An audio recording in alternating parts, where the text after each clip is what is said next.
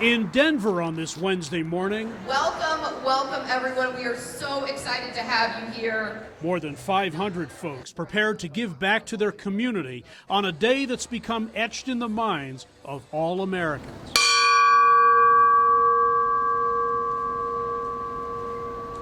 "9/11 is a day to remember more than 3,000 lives lost. It's also a day of action. Let's go, let's go! Here inside Empower Field at Mile High Football Stadium, teams of volunteers assembled 200,000 meals, in this case oatmeal breakfast, for neighbors who are experiencing hunger.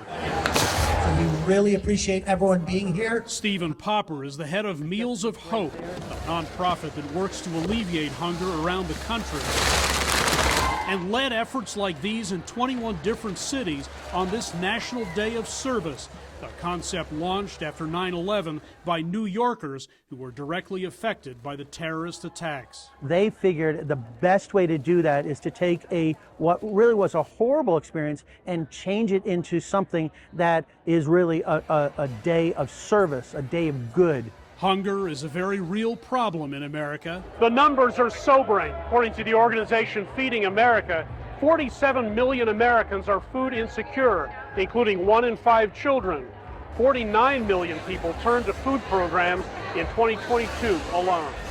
These meals will be distributed by Food Bank of the Rockies beginning later this week. The Food Bank of the Rockies has continued to see an elevation in need over the last several years due to inflation, overall cost of living, and how much more expensive it is to buy groceries and to feed one's family. This man was living in New York on the day of the 9/11 attacks. I was sitting in a park reading the newspaper before going to work, and this loud plane flew over my head, and I looked up and I watched it fly into the World Trade Center.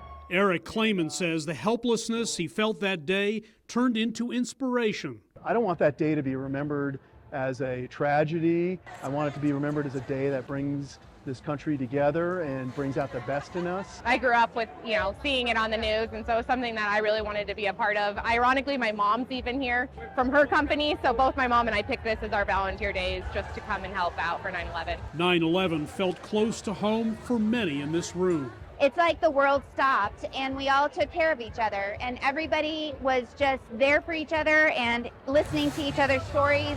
23 years later, 9/11 has in some ways become a celebration of teamwork, of togetherness, an opportunity to turn something very bad into something good.